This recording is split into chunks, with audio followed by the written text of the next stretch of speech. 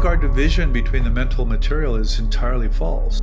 Why was magic condemned by the church, but miracles were okay if they sang? Well, I can tell you why. My guest today is someone who's been transforming religion, science, consciousness, and everything in between. Dr. Jeffrey Kripal is a professor of philosophy and religious thought at Rice University, but don't let that title fool you. Jeff moves far beyond the ivory tower. His books, like Authors of the Impossible, The Superhumanities, and How to Think Impossibly, aren't just academic, they're invitations. Invitations to listen to the weird, the wonderful, and the utterly unexplainable parts of our life. Please don't reduce it to your science or to your religion. Please let it be weird. Let it speak to us. Let it be impossible.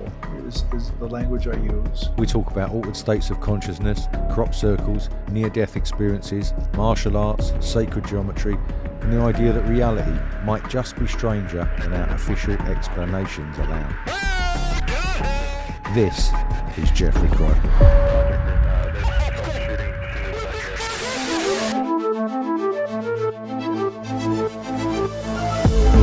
And yet I ask you, is not an alien force already among us?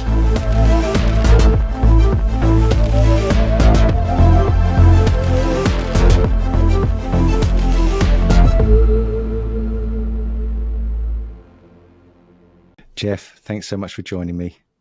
Absolutely. I'm happy to be here. It's early in the morning for you. It's not actually so early. It's 7 a.m. here. I'm a morning person though. I suck at night, as I joke. I just collapse at night, but I'm good in the morning. Okay. Sometimes I have my best kind of, because all the preparation I've done for this and I've read your books and watched lots of podcasts and, been thinking of all sorts of ideas right up until we came on camera. And then I thought, just as I had to block out some light that comes in from a skylight and I was up the ladder and I thought, sometimes I have my best thoughts first thing in the morning. So what's Jeff Kripal thinking of first thing this morning? Have you got any kind of good concepts buzzing away in there that you've been mulling over, or is it just you need another coffee?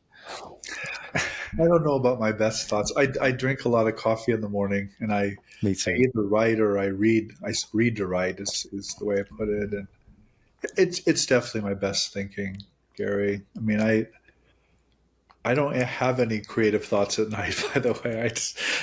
I'm really pathetic. So there's a cycle. There's definitely a cycle to it. But I think that cycle is important.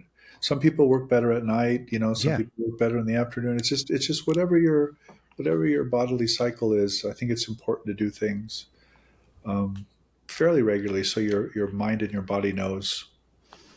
I agree with you. I was thinking about sort of tradition. I was having a conversation with my buddy. I do a lot of martial arts. I think I mentioned that to you and have done for years. And it's one of these things where you learn a tradition, a formalization of something that somebody probably got in an altered state of consciousness, if it's based on a praying mantis or some kind of dragon or something. Do you know what I mean?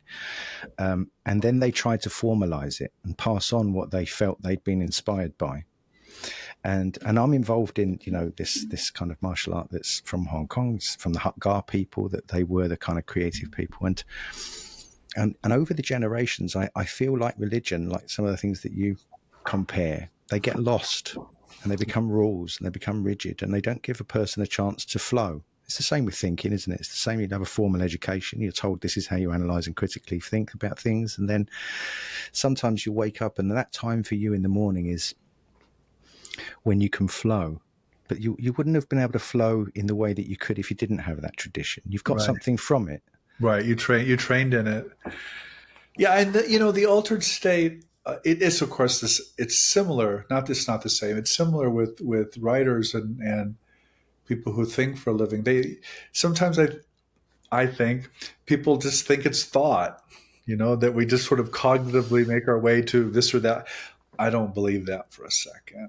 No, I think that's nonsense. And I think this role of altered states is really kind of the key to a lot of things.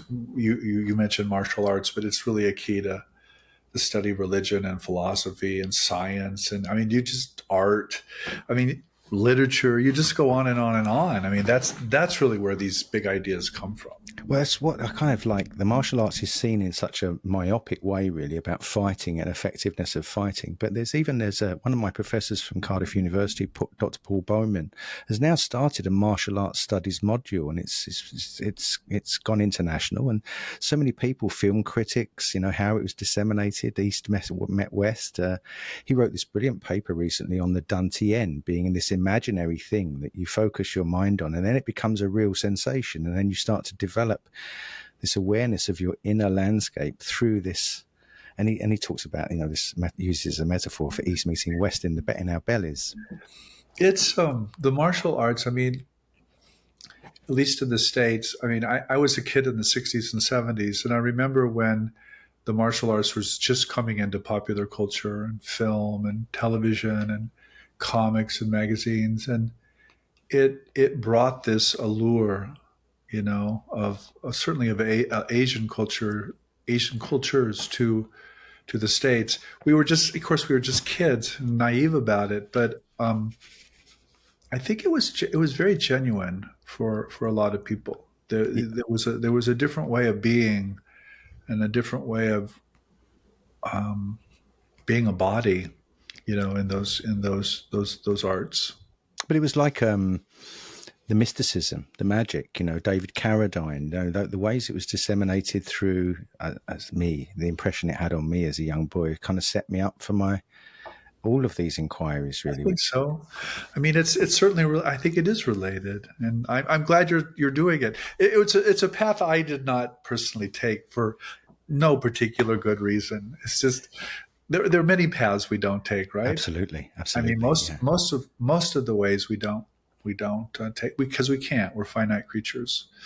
Very good at looking back then and going, oh, what would have happened if I'd have taken that path, and trying to get over myself with that one, though, Right. I wanted to. Okay, so let me start with a funny story. Talking to some old hippies years ago, they were involved in the acid thing in the 70s with Operation Julia, this big raid on a farm in Wales, and they're all these same sort of old hippies, And I was sitting there talking to a man and a woman, and they were telling me this story that they'd spent a week tripping, Right. and that so much happened, and then this woman Denny, they're both now in their 70s, these people, and they're telling me this story. This woman Denny's sitting on the bed, and the guy John sitting at the side of the bed, and he said, and Denny levitated. She flew off the bed, right? Yeah. And they're telling me this story. You can imagine we're sitting around a table and they're telling me this story, and then John turns to me as Denny's told me this, and he said, because she's older now and she's put on some pounds, and he went, she was a lot lighter then, though. She was okay. I'm sorry. I just tried to put my ears in. I couldn't hear what you just said. Oh, right. You missed the punchline. Yeah, I did. Okay. I missed it. Damn. Do you want to try putting the headphones back in? No, I don't, You because sure? they don't work. They don't. Oh, damn. The voice low. I can't hear. I'm sorry. Okay, I'll go back. The punchline. No.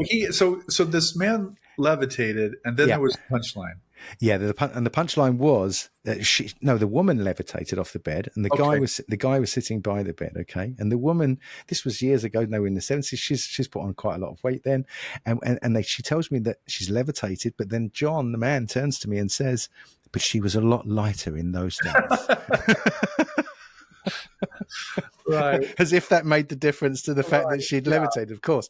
So, and you mentioned this in your well, you mentioned it in a few of your books about, They Flew, the book They Flew, and this whole thing about, obviously, we've embraced and we've experienced the unexplainable, the mysterious, the paranormal throughout our history. They've probably come about through altered states of consciousness, almost certainly. So there's this. I gave this talk in Glastonbury some years ago, and I quoted this part from your book Supernature, the Supernatural. This one, which was the first book of yours I'd read, and there was this quote from it. I'm not sure if it was yours or Whitley's. Where was it? something about the truth will come to us. I can't find it now. The truth will come to us on the outside at the same time as we realize something on the inside. There's this subjective relationship and not with the objective, and there's vice versa. It's either and or kind of deal. And so really that's where you're coming from with all of this, isn't there? This validation of the subjective, listen to the experiences kind of philosophy. Mm-hmm. Yeah, the validation of the human being and these stories. I mean, she probably did levitate, and she probably did. He tells a joke about her weight, but she freaking levitated. She flew. She flew. And I've heard that. I've heard that's not a unique story, even in the modern world. I've heard so many versions of that, and I'm like, okay, are we going to think with that, or are we going to say that didn't happen? And of course, what most people do is they say it didn't happen. They say, oh, it's an LSD trip, or oh, it's a hallucination, or it's some kind of lame excuse that is invoked. And I just want to reject those lame excuses and return to the story and the person. When I got a friend of mine who I talked to I worked as a journalist in Mexico City, right, for Jaime Maussan. I used to be a correspondent reporting on the crop circles, and I used to go out to the studio and stuff. UFOs, they talk about UFOs and all the rest of it, which is not my thing, but I'm interested. I'm interested more in, when I gave that talk I mentioned in Glastonbury, it was called Those Left Behind. I wanted to talk about those young children at Westall and the ones in Zimbabwe that John Mack was involved in at Ariel School. Right. Because there was so much of the way that they were treated, which is phenomena B for me. It's one thing the crop circles has taught me, is how people respond to someone that reports the paranormal, even our close loved ones, our friends, relatives. It's dismissed in this horizontal, it was just a coincidence, it was just a hallucination, and the validation for it is taken away. Even if, as you can put it in very detailed historical context to say, look, this has been around forever, it's still like penetrating something which is not there. And you've talked about this so much in your podcasts that you've given and your books, but I see that there's an urgency to it rather than an intellectual kind of pontificating. Mm-hmm. I want to quote you something Ian McGilchrist said in a podcast I read to him I listened to recently. It says, "I think we've been led to adopt and become enslaved by a certain way of looking at the world, which is mechanistic and reductionist, and with that, a sense of values, a sense of purpose, a sense of being something wonderful or inspiring, and perhaps sacred in the world, has gone missing. And it's very sad. It's not just my impression, but the research shows that a very large majority of young people, over 80%, think that their life is meaningless." Yeah. That's why I think there's an urgency to us being real about reality right now. Yeah. I mean, I assume you want me to respond to that. I mean, I would love you to. I mean, I'm not looking for any answers, but his solution to this, which has become mine, which is why I love the crop circles, is because it opens you up to a sense of awe and wonder. Yeah. And it gives the opportunity for a new story for us to live by, which I think maybe we once lived by when the stone circles and the pyramids were built, which is why they did things we can't explain, possibly, that they united, they were more stronger. I don't know. Yeah, please. What's your response to that? Well, I think young people are generally depressed. And certainly my generation in the States was generally not depressed. I mean, we extended a lot of the problems that we're seeing around us. But depression and meaninglessness is a particularly obvious problem today. And I do think that this kind of materialism that you're talking about is partly or largely the fault of the scientific and the academic community. I think and I speak as a we here, I speak within that. I think the academy, at least in the States, I can't speak to England or Europe or other parts of the world, but at least in the States, the majority of the educated world is educated in the colleges and universities. So they have tremendous ability through literally tens of thousands of classrooms to affect the worldview of the youth. And we don't. No. We opt for meaninglessness and randomness and materialism because it's easy to show that. It's easy to establish that, or quote unquote prove that, but it's an entirely circular kind of method that is used. So I think it's a real problem, and I think urgency is certainly one way of talking about it. I think the problems we're seeing in the world now around ecology and nuclear weapons and war, and it's all partly a function of this materialistic or mechanistic outlook. I agree. Yeah, I mean, when after the Second World War, Jung reported that patients were coming to him and saying that they were seeing geometric patterns in the sky. And he posited the idea that a fractured psyche goes back to the pattern that's kind of intrinsic into reality, this implicit underlying geometry that, that you can find in insects, birds, flowers, and, and so on. Is a part of consciousness, and that there was a kind of projection thing going on, but it was a kind of attempt, he thought, on an underlying level to kind of rebuild the psyche, to put it back together again, to make it realize its whole. Mm-hmm. Do you think that's valid? Yeah, I think it depends. I mean, certainly with Jung, but I think we tend to think of the psyche as an entirely material, individual, atomic thing. And we really think of it as a thing. It's strictly a function of neurons in the brain. And that is not how Jung was thinking about it. No. And I think, and I don't think that's how Ian McGilchrist thinks about it as well.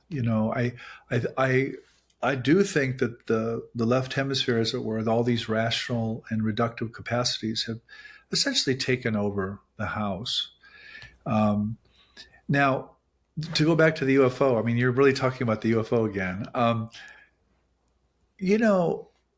It really is a Cold War invasion mythology. If you really look at the UFO, and you look at particularly the movies and certainly the U.S. military, and again, I can speak most directly to the U.S. experience, it's very much a Cold War phenomenon. And I think it speaks to the Cold War. And I think the anxieties around quote unquote alien invasion, I think are just Cold War fears. I don't, I think the gods have always come from the sky. And I think human beings have always had these experiences, but we wrap them in a particular mythology today. And I think there is a great deal of anxiety around nuclear bombs and ecology, which I think is entirely right. I think there should be great anxiety. I mean, I grew up, again, to go back to my childhood, I grew up in the 60s and 70s. I didn't think I would live to see 40, Gary. Yeah. I thought there would be a nuclear exchange between the Soviet Union and NATO, and that it would end really all of human civilization. Yeah. We're not talking about a couple bombs going off. We're talking about thousands of nuclear warheads, vastly bigger than what was dropped on Hiroshima and Nagasaki. I mean, we're talking about Oppenheimer, the movie. You see this apocalyptic fear. That was a real fear. It's still a real possibility. We're closer to midnight now on that atomic clock than we were then. I mean, so I think these fears and anxieties are entirely correct, and I think they do manifest in the UFO phenomenon. Me too. In a mythological or an experiential or altered fashion. Well, I've met Robert Salas, and Robert Salas was one of the Minutemen. Had that. When you speak to these people, as I've spoke to lots of them, as probably nowhere near as many as you have, but I've spoken to lots of people that had experiences, and you get that sense of genuineness from them, which John Mack talks about when he speaks to the children in the Ariel School. And I think I've said, many times, that's the strange crossover, isn't it? Where these things which you think of maybe as subjective in the experience can have an objective element, which is switching off the nuclear weapons. Well, there's definitely a physical component. Yeah. Mm-hmm. And so I think our division between the mental and material is entirely false. I mean, I love this, your dual aspect monism and this split. We are the split between mind and body. And it's from this kind of, and I love the super source, because you've only got to mention God and people close down. It's that God that needs to die, isn't it? That is probably dead, because you can't even talk about it in those terms. I love your rewriting of Nietzsche, of like, let's look at it again and say, what was he really talking about here? He wasn't saying, what the Nazis were saying. He was getting really mystical. He wasn't a nihilist. He was the No, exact opposite of a nihilist. I mean, we're talking about nihilism, this notion of nothingness or meaninglessness, and that was not what it's about. that's not what it's about. And so that's it, isn't it? That's it. That's where we're talking about the reality of young people that are going to universities. I think John Vivacki said recently that he used to get some students come to him every couple of weeks to say, I've got some troubles. I'm going to hand my assignment in late. He said, now it's so many, and so many of them are, and that's a real problem. And if meaning is available in some part of our reality with these. Oh yeah, I mean, I think meaning is embedded in reality. I think it's there, and but we don't access it, and we don't. I think we do interpret it, and we create it in some ways, but we co-create it. It's really there, but that message, I know it doesn't. No, I know.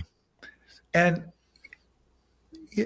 I think popular culture, by which I mean, first of all, I'm a kid that grew up in farms and hardware stores in the American Midwest. I'm not this elite, snobby. I know. Nebraska, in a town, in a town in Nebraska, outside a town in Nebraska, kind of deal. People imagine academics, I think, in ways that are just false. Yeah.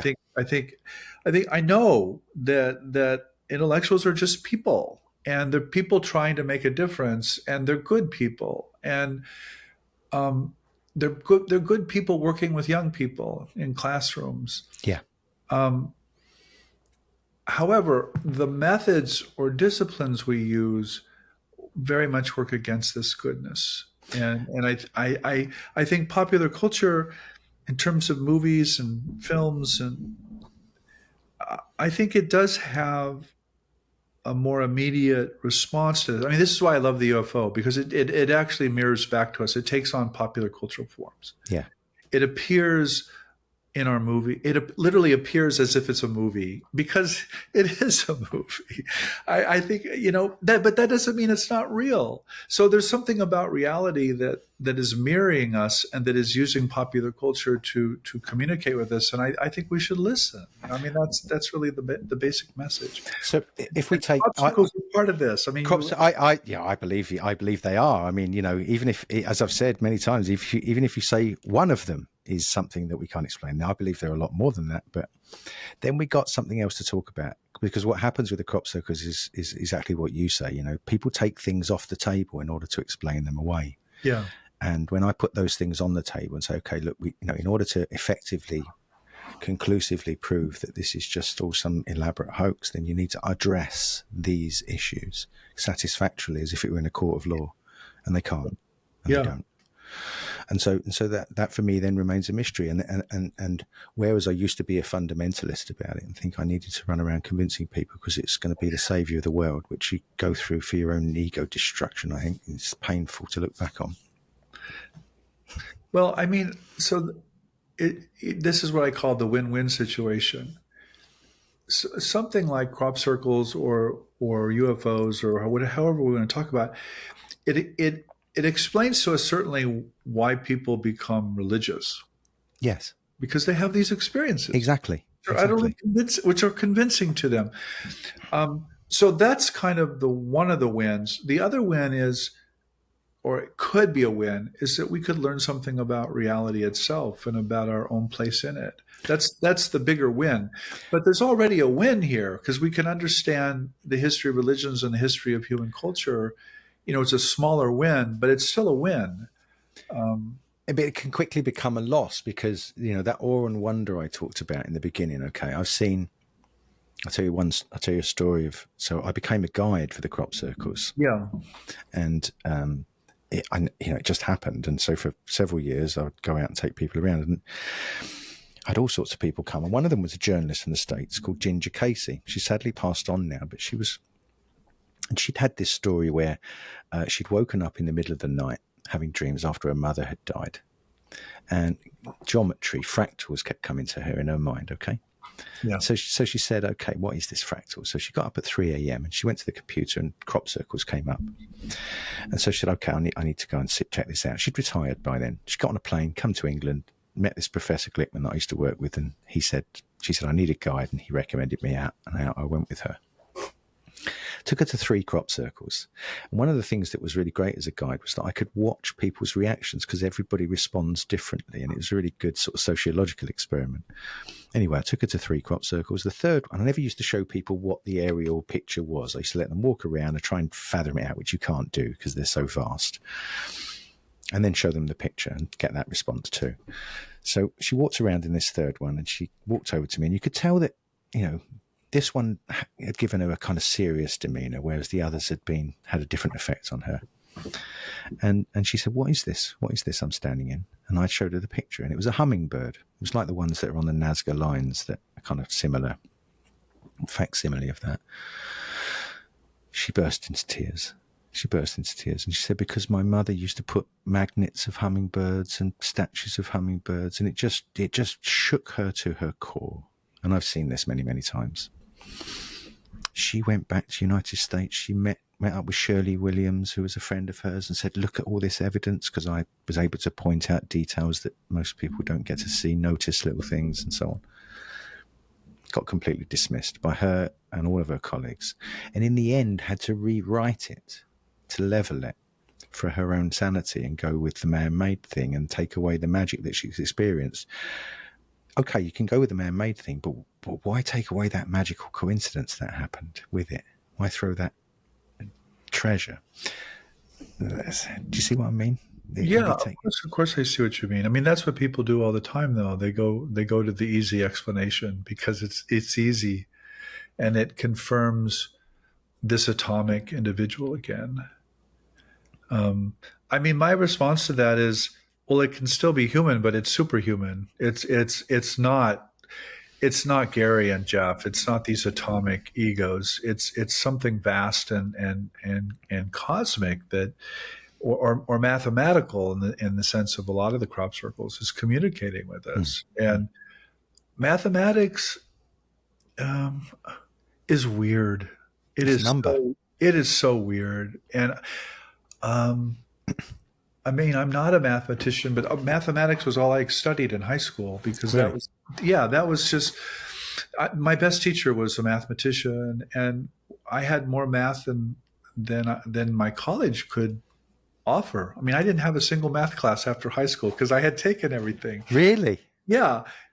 And so, but Mr. Fraser very much had a Platonic understanding of mathematics, that there was some kind of esoteric space, and that mathematics was discovered. It wasn't created. Absolutely. And so I think a lot of mathematicians are like that, actually. Yes. They're essentially Platonists. Yes. And that's something we don't generally hear about mathematics or science, is that it's really a form of Platonism at the end of the day. It's not about constructing truth. It's about finding it. Yeah. Well, there's so much to say about it, isn't there? I mean, number crosses that divide. Marie-Louise von Franz said that, number is the primary archetype, because it's it's a priori. It's a cross there in the intangible. We've given it symbols, but here it is in reality, and it has relationships. It can play nicely with other numbers, or it doesn't play nicely. And these simple whole numbers, ones, twos, threes, and fours, that come from the quadrivium and the trivium, the number, and then the geometry, number in space, music, number in time, astronomy, number in space and time, these harmony of the spheres, this notion of the harmony of the spheres. One of the things that got me into the crop circles quite early on was a researcher called John Martineau. I don't know if you've come across him. Oh. He did his master's, so he studied the crop circles and found these whole number ratios embedded within them.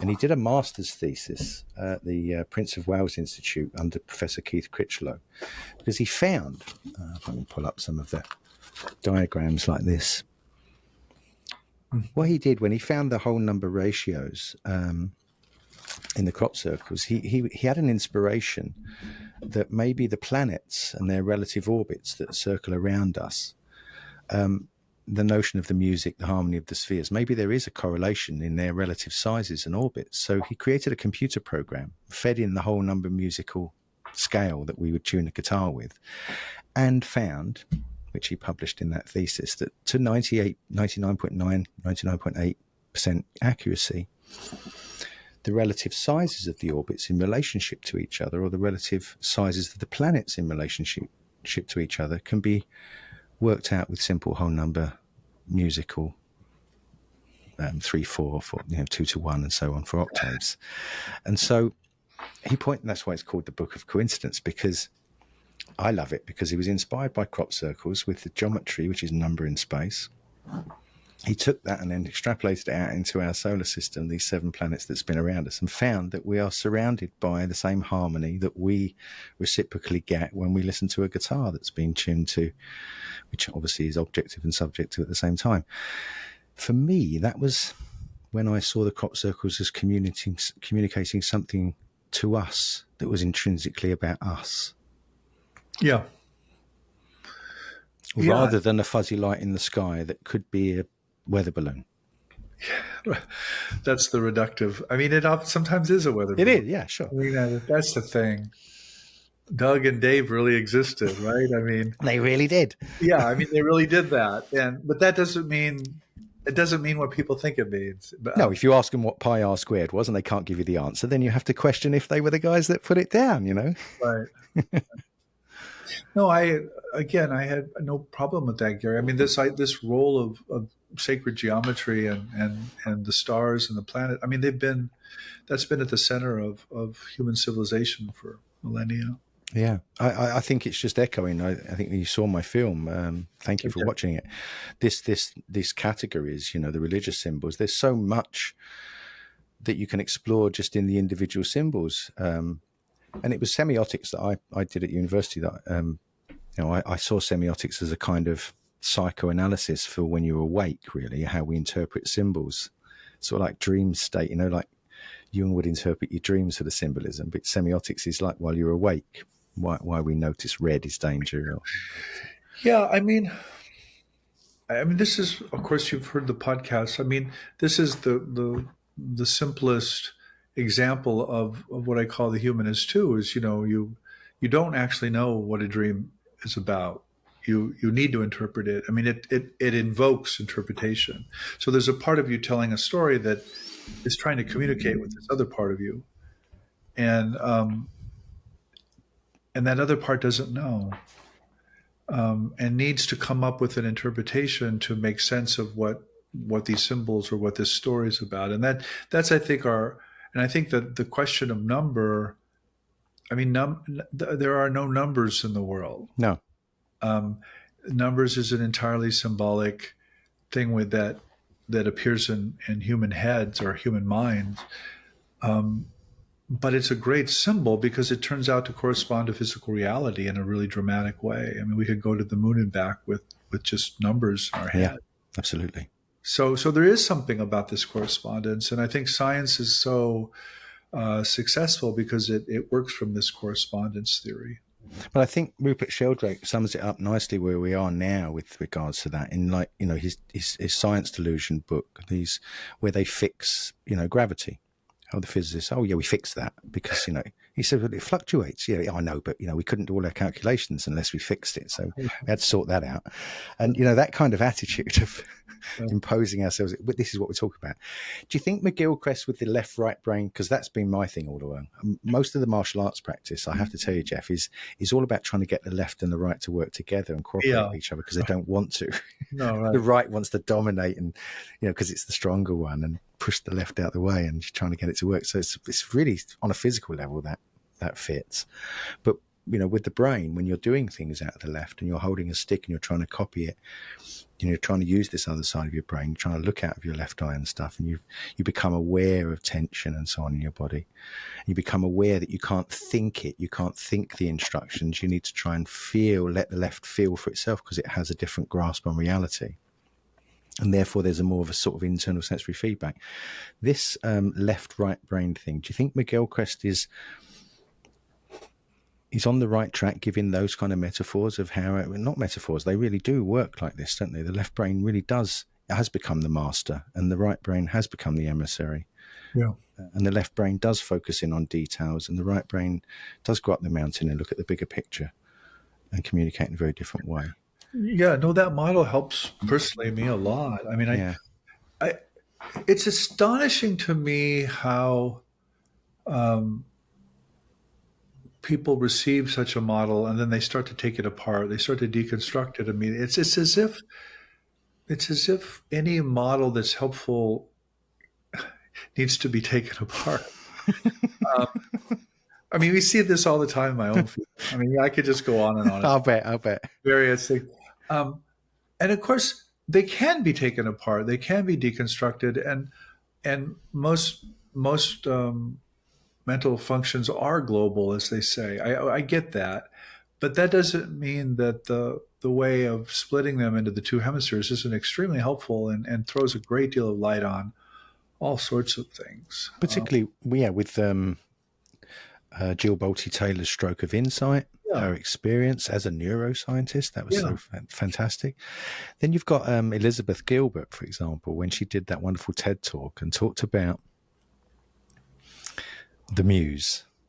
Yes, I didn't see that one. I saw the one, but not the Gilbert one. No, not the Gilbert one. Oh, you're totally familiar with it, obviously, with Authors of the Impossible, and how you can tap into this in the act of writing or thinking or imagining. I think the challenge, Gary, I mean, you've probably heard me say this, is the challenge is always when you tap into that other form of mind, it communicates in the weirdest, most bizarre ways that our social egos or our left hemisphere simply cannot believe.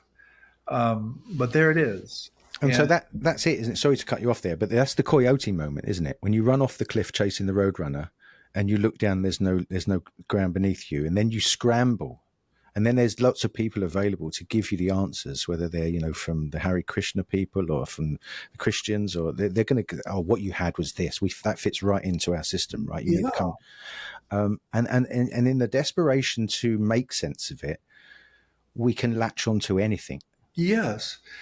And so I have friends and colleagues who they did actually convert to fundamentalist forms of Christianity early in their lives, because those were the only cultural systems that were available that could speak to their experiences.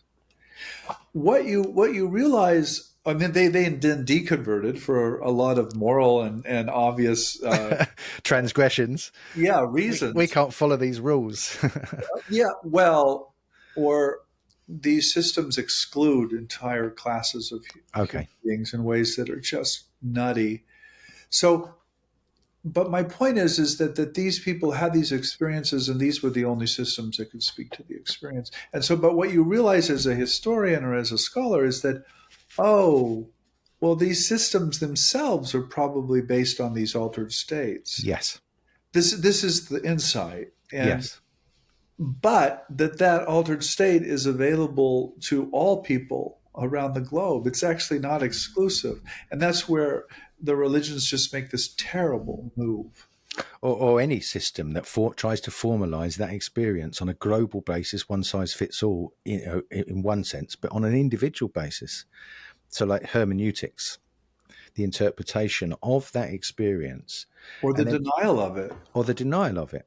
That's still an interpretation, I think, isn't it? If you deny it, you're interpreting the experience as just, not valid. But if you interpret it in some sort of context, then do you interpret it in the context that's a personal one, your own personal narrative? There are therapists now that are taking that approach, that are not so much following a system when they're talking to people, that they're allowing the uncovering story or the more revealing story about the person to grow into a narrative that fits them. I guess, my own frustration, particularly with therapists, by the way, many of whom I know and admire. I admire their work, but I find that too conservative, to Okay. be really frank. I Well, that don't. approach, the Yeah, interpretation approach. I think the whole discipline of psychotherapy, like most disciplines, is fundamentally conservative. It attempts to return the person to, in this case, health and well-being, and that inevitably means some adjustment with the social. Uh, Yes, no, I agree with you. I wasn't talking about it from that sense. I was saying about the person growing into themselves, well, but an intuitive what if the approach on the person behalf. grows away from health and wholeness? I mean, what if, one of the things I say to my grad students a lot is, God, I hope you're messed up. I hope, I really do. I hope you never integrate and become whole with the larger society. I hope and, and I say it as a joke, but it's Sure. actually very honest. The last thing in the world I want is for them to be at peace with a particular cultural framework. And I don't mean I get it. American society. I mean any cultural framework. Sure. And that's problematic to most people. But that's like you're talking. I've just, I haven't. I read them out of order. I read the think How to Think Impossibly before I read Superhumans, Yeah. and I'm reading that now, and I'm just on the part where you're talking about Nagodata, Oh, yeah. talking about nothing's real. It's it's kind of what you're saying there, isn't it? If you adapt to any of these systems, you're adapting to something which is false, even your own body, for example. But it might be very practical, and it might actually lead to health and lead to happy. I'm not questioning that. I'm too much of a Jamesian to want to affirm health and wholeness and happiness. I'm deeply suspicious. There's something curious about the digital age we find ourselves in. We travel vast distances with a single thought, cross boundaries of time and culture with a swipe of a finger, and yet connection, true connection, still comes down to simple gestures, like clicking subscribe. Now, it's blown my mind a little bit, but I've noticed that only 22.8% of you have done that so far. Trust me, I get it. Sometimes we wander into ideas without knowing if we'll stay. But look, if you've made it this far, if the content resonates with you, then I'd like to invite you to be part of this conversation. Subscribing isn't just a button, it's a signal. One that tells the algorithm, and quite possibly the universe, that curiosity still matters. In return, I'll keep seeking out meaningful voices, I'll keep asking the questions that don't always have easy answers, and I'll keep building this space for thoughtful exploration. So come on, do me a favour. Click that subscribe button and let's keep going. Where this goes though for me, which I haven't really talked about, is paranormal phenomenon have this healing impulse to them. Yes. They're inevitably about trauma and human suffering and breaks in the system, but their attempts to heal or move beyond the break or the gap, as it were. Yes. Yes. And so I'm not. Yes. I'm not. I guess there's a larger psychotherapy behind my Yeah. No, I see what you're my saying. concerns. And I'll just give you an example that is fairly recent. So I hear from writers, professional writers, pretty consistently, and they often are writing about things that the literary world thinks are nonsense, but that they know from their personal experience actually happened. And so they write me. I think what they really want is just someone to hold their hand. Yeah. And Yeah. support them. And so that's what I do. I mean, I can't act in that literary world anyway, but I can certainly say, yeah, this really happened. Here's why I think it happened, and they like that. But creative people in general have these astonishingly weird experiences all the time.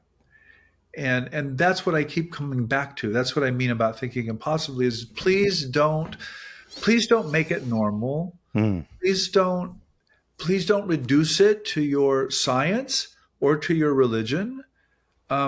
please let it be weird. Let it speak to us. Let it be impossible is the language I use. And I really mean that, Gary. And to go back to the crop circles, because I know this is kind of what the framework is. They're just not weird enough for me. Okay. That's they look too human. They look too good to me. And that doesn't mean Doug and Dave. I'm not saying that. Sure, no. But I want, I guess, when I see something truly off the charts or truly weird, I'm like, okay, that happened. And I think the crop circles, of course, they happened. I mean, they are. But it's like, how do we interpret it now, and how do we make some sense of this? And maybe we don't make sense. Well, I guess that comes back to the point I'm making, really, with the interpretation and your own personal narrative. Yeah. So for me, I was broken, nervous breakdown, marriage over, Yeah. burnt out. Okay, I was trying to be a lawyer. I was trying to be rich and family, 3 kids. Blah, blah, blah. All that happened. It happens to so many other people. Break. Start reading books. Read Castaneda. I remember closing Castaneda and thinking, "Oh, I need to find Don Juan, man. Where is he? Okay, I need this." Right. It just resonated deeply with me. I ordered Michael Harner's, the anthropologist Michael Harner's book, The Way of the Shaman. I hadn't even heard about shamanism. It was this new thing. Yeah. Now, when I was a kid, from 5 to sort of 20, martial arts, and 16 to 20 was specifically about this martial art I joined called Kateda, which told you if you could do these breathing exercises and become a Superman. Okay, you can break bricks on you, you can punch iron plate, you can do all these superhuman things. Attracted me as a kid because I had a poster and it showed you where the death touch was, and of course, it wasn't the death touch. It was like poking somebody in a particular spot. But the chance. Sort of thing. It's that sort of thing, right? So it's the chance to be superhuman. I went to these retreats with this martial art. I watched people being strangled with rope and not dying and I'm like, this is superhuman to me. Okay. I got married at 20, young, 10 years, blah, blah, blah, 30, breakdown, starting to like recapture things. Anyway, I start reading these books. A friend lent to Castaneda, led to Harner. I get a phone call from the bookstore. And that led into a series of coincidences where I met a teacher who took me to the crop circles, who told me to get back to the martial arts roots, because this was a thread in my life that I'd kind of had a predisposition to sort of go to. And that was where I'd find my grounding with the mystical, because I was having all these kinds of strange coincidences around the time. So trauma, paranormal stuff starts happening, leads to this guy who takes me to the crop circles. And where the crop circle, on the face of it, just looking at a postcard of it, is just a human-made symbol that anybody can do as art. It doesn't involve, when you look at that story that took me there and took me to each of them afterwards, and was a series of stories that he taught me to interpret the before, the during, and after to, and approach them as a story and see what happens and notice and stop thinking and just be aware and thinking later. That I started to gain a mindful kind of perspective on when every time I approached them. And the weird things would happen around the people more than they would happen around. And so that's what I'm trying to get at, really. This hermeneutics with the interpretation of the paranormal comes down to your own personal story. And so what's a fuzzy light for somebody in the sky when they see the picture might contain a whole series of coincidences that happened to that person before that put them there. And might have that subjective and objective link, I guess, is where I find the reality to it. Yeah. The situation I'm in is there are all these people. I mean, there are lots of you. Yes. And there are near-death experiences, and there are UFO experiences, and there are crop circle experiences, and there are paranormal, there are precognitive experiences. It just goes on and on and on. And clearly, I think this is all related somehow. The question is to me, is a comparative one. It's how do we make sense of this broader world, and look at it in a holistic fashion. But isn't that it? If you're looking at this super source that can present itself to us in any way that it chooses, kind of thing, or that we can relate to it, that's going to stretch us, whether it's the Virgin Mary, Chupacabra, fairies, crop circles, UFOs, it's how it relates into our individual story of growth. And for me, the process that seems to yield the most results is not to be certain about it, not to fit it into a framework, not to try and label it. Generally say, oh, it's demonic, or generally say it's this, but and if you do that, if you suspend that certainty and float with it, then something happens on the individual basis that you can then see relates to the whole of society, and perhaps where we're lost and where we should. Yeah, and maybe your goals, or maybe the purpose is personal or individual for you or for someone. It's a matter of what you want to do. What I'm trying to say is that there are levels, and maybe the paranormal processes, or the precog, or the UFO, or the crop circle experiences work on an individual level. I'm asking a different question. Okay, well, what happens when we put those in this larger context and ask about this larger? How do the pieces fit together? How do the pixels flow? What you mean? Do you mean with the UFOs, with all the different varied phenomena? I don't have to go to the UFO thing. We can. I mean, like all these coincidences you're talking about that led up to or this trauma that leads up to the crop circle. I mean, clearly that's a whole process. Yes, that's a whole psychosocial and spiritual process, and I want to think about it all, essentially, Gary. But that's not. I'm not idealizing or romanticizing my particular view of it. I could be wrong too. I mean, let's absolutely. We could all be part of your probably are. Yeah, exactly. Yeah. I mean, come on. Yeah, sure. But we need to talk about it, and that's the bigger point. We need to have this conversation that is constructive. Which I think is and also. I don't mean respectful or civil in a performative way. I just mean that, look, we're talking about human beings who have different experiences. Exactly. And so it's a very genuine kind of, well, tell us about your events or your experiences, in the plural, this whole process, which you've done. You've thought about it a lot. I can already. Yeah, and there's still so much. I saw the movies. You saw the movies? I've tried to explore these because, they stem from completely, a lot of it stemmed from a completely altered state of consciousness experience, really, that I needed to find answers to. And that's it. And it seems to be what levels the ego with feeling special or feeling chosen or feeling like you're the one that's, been picked on, is that so many other people near enough where everybody's had something. Yeah. Yeah. And I get asked that all the time. Well, what about your experiences? I'm like, well, they're not that important, actually. And I really mean that. And the reason they're not important is we're actually a species. We're a community. And if someone else has these, I'm like, great. They had those experiences, like psychedelic. Great. You had psychedelic experience. That's fantastic. So it's not like I need to have these experiences. I just am I call into serious question this notion of having this sort of egoism, constantly. Sure. I mean, I guess that, as you said, people come to you and they want some kind of validation for having had an experience, which is easy because obviously my phrase is it happened. These things happened. I mean, these things happen. Clearly this is part of our reality. Okay. Yeah. Yeah. And then you could take a next step and you go, okay, well, what did this specific experience mean for me?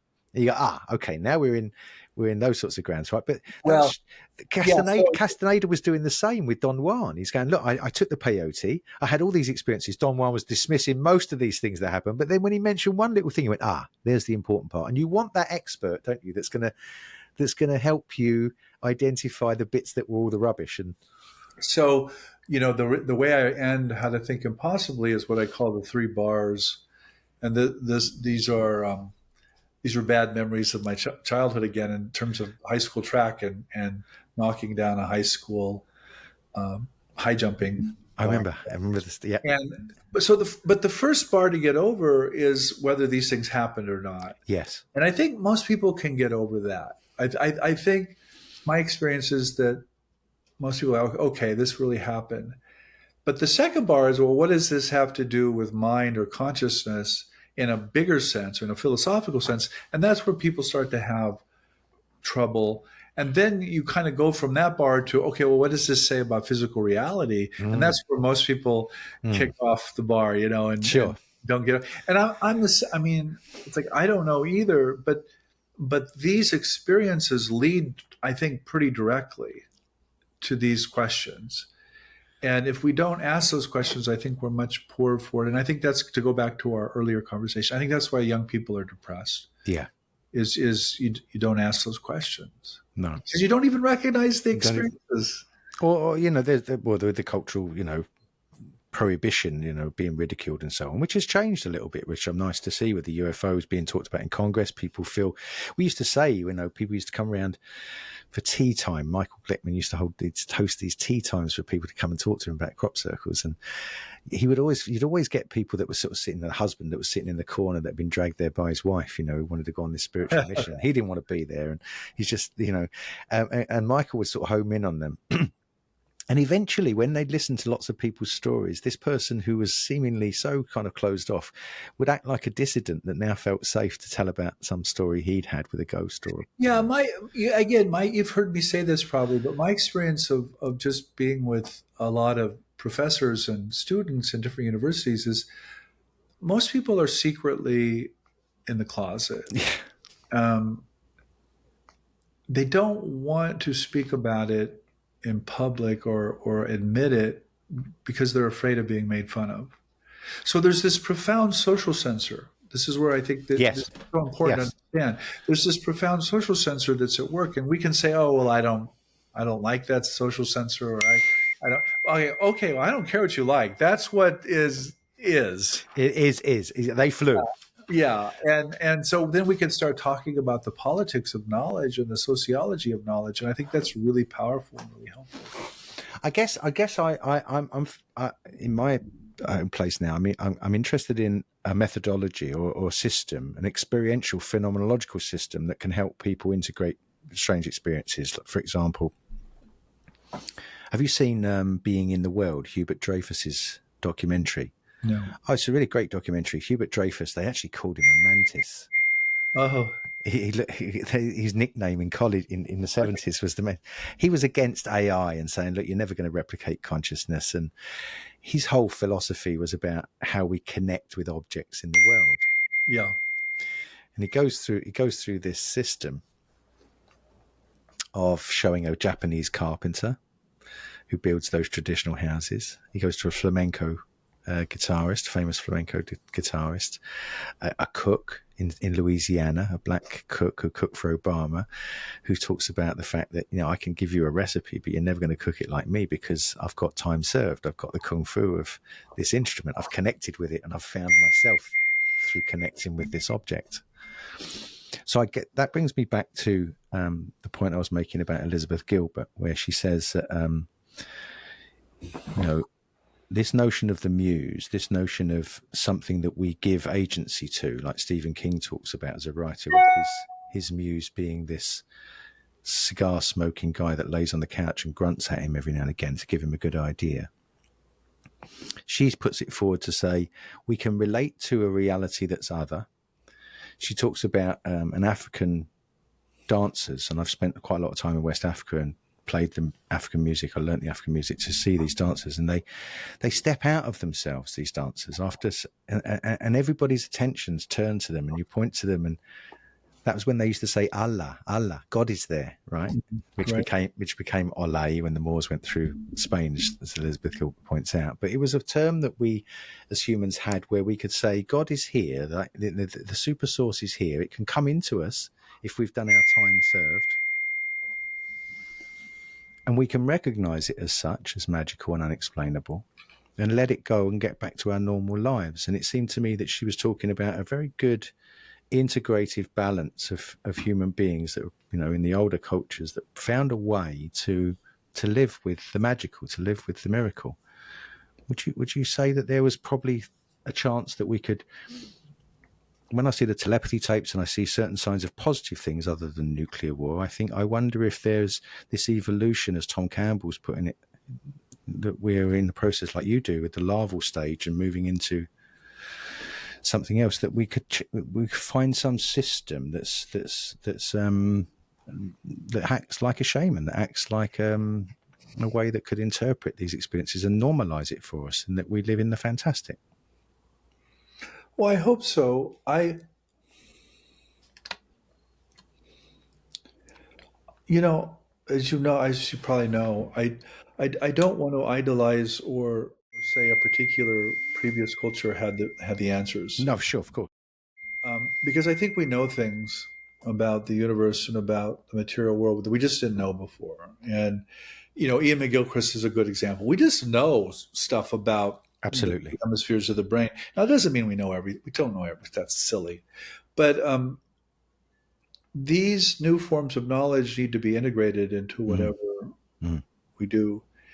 And the previous culture, our ancestors, let's talk about our ancestors, they certainly had their way of integrating these things, but it's not our way. No, we can't go back. You can never go back. One thing I agreed with Margaret Thatcher, she said we that. can't pretend we don't know some stuff. It's just like you can't unlearn. No. You can't not know what you already know. And I think what we do know does fundamentally change things. Yeah, there weren't nuclear weapons around when Buddha was talking about. But also, I mean, there weren't. But like this invocation of God, we know things about God, the invocation of God, that we didn't know, or we didn't even say, or we didn't say.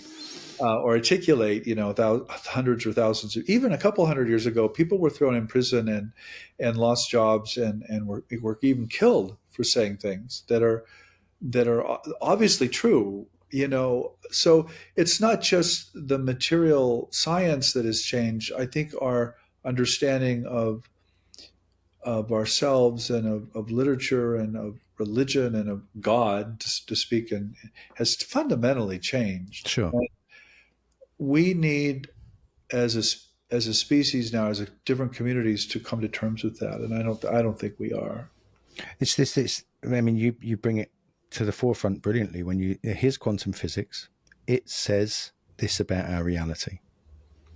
Here's the humanities, and we're still stuck back, and we can't explain these. We're trying to say about microtubules and give some physical reality to where a quantum event takes place in our brain, which I interviewed Diana Powell recently. Of course it does. Of course there's quantum stuff going on in our bodies. Of course. It's the organ that was created from, in this mysterious way to let us have this experience. So of course it does. And it doesn't need our validation to make it real. It's real in its own right before we get there and validate it. But it just struck me that that's so obvious, that the quantum world, the realization of that for the last 100 years, and it hasn't caught up with how we live with each other. No, it hasn't. We have not integrated the imagination of quantum physics into our social experience. But it's not just the quantum physics or quantum mechanics. I mean, we haven't integrated even our own plurality and our own. I mean, we're talking we're globally communicating now. We're talking between England and the U.S. On an instant. We haven't even integrated that international or global communication yet in a really fundamental way. We still imagine ourselves as little communities and cultures and tribes, essentially, and I just think that's a mistake. It's just a deep mistake to just only do that. Of course, that's true too. We're local beings. The body might be quantum on a deep down, but it's also Newtonian. I mean, we sort of exist in these different different levels. And the thing that attracts me so about paranormal phenomena is they're so fundamentally weird, and I just can't shake the fact or the idea. It's not a fact. The idea or the possibility they have something to do with quantum reality, and I don't know that, but it looks like. Again, it's an explanation. I mentioned to you when we spoke on the phone the other day about I spent some time in Brazil, quite a lot of time actually, and I was involved with a documentary back in 2010 called Abusca, the Search, and it's a woman called Anna Sharp, who's a TV sort of doctor celebrity out there who dabbled in paranormal stuff. She was an investigator. She was a regular doctor at first, couldn't come out about her interest in these things for fear of her reputation, of course, but then secretly went around researching things throughout her career and then came out on TV. Look, I've been into this all my life, and made this documentary. And it involved a guy who materializes things, a Brazilian, who nobody knows about. He's not out there. Nobody knows about it. Never took any money. It involved John of God, the healer, João de Deus, who's now, of course, been, as you say in your wonderful books, that phrase, it's difficult for God to be human. I think João de Deus is an example of that. But I went there, and there's this other doctor called Dr. Ricardo, and I've got lots of footage in the interview that I did with Anna's son, where people are literally being cut open with angle grinders whilst they're awake. Yeah. And they went to see a surgeon, was told it was his father, Anna Sharp's husband, Billy, who was told by a heart surgeon, look, you've got a serious problem. You can't drink anymore. You can't do any of these things anymore. So he thought, well, I've got no life. So he went to this guy who uses no anesthetic, says that he's being possessed by the angels, and does 200 of these operations a day. Yeah. It's very gory, very graphic. If you watch the footage, these people are being sliced up with all sorts. Nurses are coming around afterwards and stitching them up. He's got a hammer and chisel on one guy's spine while they're talking to him on the camera and saying, do you feel any pain? He's going, no, nothing. And there's hundreds of people standing 2 feet away watching as if they're queuing up to be next, right? It's shocking footage. And whenever I've actually seen pictures of this, actually. Watch the video. It's shocking, but the interesting thing is that to me has been the best example, and I've only shown it to a few people. I put it on my blog, but on my podcast, but I think people can't watch it because it confronts something we cannot explain right. Oh no, I understand. And to me, we can say, well, is it quantum that guy's doing? Is it? We don't know, but it's happening.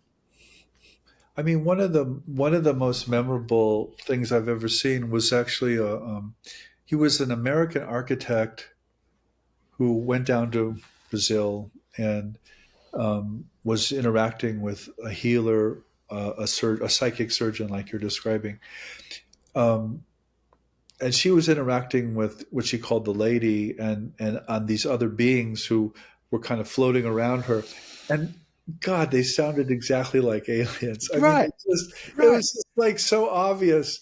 But you realize that this was also being imagined or experienced through her Catholicism and through her barrio and through her roots, and but that it was actually really happening too. Yes. And it's that classic cultural filter. It's that this thing coming to us and presenting itself to us, or us interpreting this thing in this way and bringing it into the world in a way that it's going to be. Because John of God was, when you went there, I spent a week there, and you had to wear white, and they formalized it when you had to go to this thing and get this whole sermon on, which was religious, really, and I think half of it was being made up as it went along, really, But then these miracles were happening. You say, okay, well, is it the placebo effect? Is it this? And you do all these sorts of things. But when you see people get their eyes scraped with a kitchen knife, right, and then it's just like, what? Okay, I know. I've seen these photos, and then of course the explanations of that it's fraud or it's people faking. It's like none of it works. Actually, it just doesn't. It doesn't make any sense. But it returns everything to one's own worldview and in a comfortable way. I guess that's where I'm going with this, and that's part of the denial. Yeah. And it's not that the psychic surgeons, it's not that they understand what's going on either. It's like, no, they don't. This is what's so fascinating about it. It's like This guy, he had no medical training. He clearly had no clue. When they asked him several times, he gave different answers. He was just making it up. Oh, it's the angels. Yeah, it's this. Yeah, But well, then he he, and uses culture to like describe, explain things. he had no other way of doing it exactly. But if we move that to one side just for a second and go, okay, the explanation, the interpretation of what's happening to him, let's put that there for a second. Let's look at this. Is that magical? If we want to use that loaded phrase, because as you point out, Of course magic, it is. It is. I mean, magic is real, it's and real. this is my objection to all these people who want to invoke magical thinking as somehow bad. I'm like, yeah, but it's real. It happens, and there's also, of course, a lot of things that are faked. But the faking's part of the reality, by the way. Totally. Yeah, How would you it's learn like, How would you learn discernment as a real human being if there weren't 100 fakes out there for you to go through and realize you've been duped? I'm like, a lot of my students, by the way, are going into the medical profession. I'm like, well, the placebo is a total fraud. It's fake. And it works about 25 to 30% of the time. So how do you explain that? How do you Right. explain that trickery and truth are related? And I think they hear that. Yeah. But I think this division people make between trick and truth is just fundamentally false. And this gets into religion and Well, crop circles, people say it's a hoax, or is it and they go, is it genuine or is it hoax? And you go, so if it's a hoax, then it implies there are genuine ones, right? right, um, right. Anyway, Jeff, thanks so much for giving me your time. It's been great to Yeah. chinwag with you. I had loads of things I wanted to sort of bounce around. I hope we blabbed about something that was useful. I hope so. Yeah. I mean, I just kind of went over a lot of the stuff that you put in your books and how it relates to the world I've experienced, really, with these magical things. And I guess that's the way to end it, really. Why was magic condemned by the church, but miracles were okay if they sanctioned? Well, I can tell you why. Go on. That's the one we'll finish on. Then tell me why. Well, it's pretty easy. Miracles are from God, and magic is from demons, and or human beings or demons. Yeah, and that was the distinction that the medieval intellectuals made. And the whole idea of miracle is that it's supernatural. It's coming from some other. It's not coming from the natural world. Where the notion of the magical, it is coming from the natural world. Or it's coming from demons. So to me that's fake. That's not a real explanation, because clearly the miraculous and the magical are part of the same thing. I think so. But because of our Christian theological background that our ancestors assumed, we're suffering from that. I think it's just wrong. I think it's just fundamentally wrong. I'll finish with one story. It just came to my mind. Guru comes over from India, 2008. Sri Swamiji. It's got ashrams all over the world, this guy. He was introduced to me by a yoga teacher who lives in Malibu, who's got yoga schools all over the world. I take him to a crop circle. He asks me to come and sit next to him. I got footage of... Go on. You want to say something? I'm sorry. He asked what? He asked me to come and sit next to him in the center of this crop circle. There were all these devotees and all these people following him. I'd never experienced Indian gurus before. Everybody who thinks of the Indian gurus can think there's 100,000 fake gurus out there for the ones that are genuine. So you never know. I had no experience. I sat next to this man, and he produced a ring, a gold ring. He just gave it to me. I didn't know where. And they were all saying, "Oh, he's manifested it, right?" I don't know. He gives me this ring, and as he gives it to me, he says, "Don't lose it." So I said, "No, I know. Of course I won't lose it." So I tried to put it onto this finger, and it won't fit. It's too big. It's just rolling around. And I put it on this finger, and it won't go over the knuckle. So I have to put it on this finger and kind of close my hand. And then we sort of finished up what we were doing, and we left, and they all walked off. And as I looked down at my hand, it had gone. So I'm kind of like acting really cool and saying, yeah, I'll catch up with you, as they're walking off out of the crop circle. And I'm looking, figuratively for a needle in a haystack, really, but all the crops laid down, and it could be anywhere in the center there now. So I'm looking for it. And then they were watching them all walk off. One of the Indian guys comes running back and says, can I help you? And I said, no. And I just found it at that moment as he came into he said, you lost the ring, didn't you? And I said, yes, I did. He said, come with me. And he took me by the hand, as you know Indian people do. They take you by the hand and they run me up this tractor line to the guru. And he looked at me with these bold eyes and said, you lost it, didn't you? And I said, I did. Yeah, I did lose it. And he said, the demons tried to take it away from you. His framework, his story for what happened, but the precognition, he told everybody he's lost the ring as they were walking out, right? He's lost the ring. So he told, and they were all shocked because he told them the sequence of events that were about to happen. So there was something in there that was kind of magical. Yeah, his framework at the end of it for the reason why I'd lost it was the demons tried to take it from me. Of course. I mean, I have a friend, he interprets all of these things as sort of coded or camouflaged precognitive experiences. So there's a there, but it's always appearing in a here. So anyway, I think that's what's going on, is there's a there appearing in a here to sum it all up. So thanks so much. Thanks for all your work with the books. They've been tremendously rewarding to me to put these, try and put these things into perspective. Well, thanks for the film. Yeah. I mean, again, we just want to communicate with people, and people watch film, by the way. They don't read books.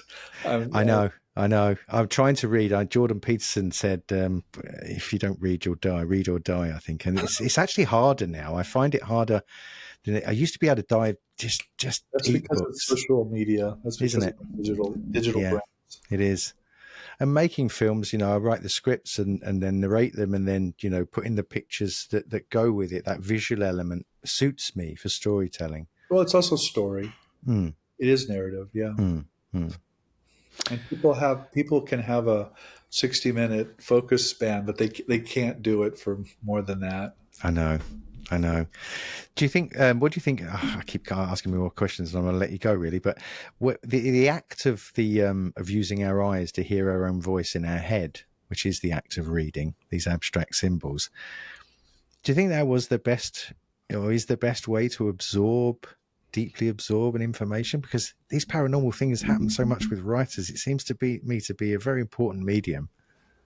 I think so. I think writing's profound and profoundly weird, in some of its forms anyway. And what struck me about paranormal events is that how similar they are to writing, but also movie making, by the way. Yeah. They're connected in a way. They're little movies. Yeah. They are magical. They work for me anyway. Somebody taught me filmmaking a while back, and it's sort of progressing, really. It's a hobby more than anything else. I don't make a living out of it. I did for a little while, but yeah. Jeff, thanks so much for joining me. Gary. All right, take care. I'll start my day. We'll see you. Take care. Bye-bye. Don't switch your browser off for now, please. It might need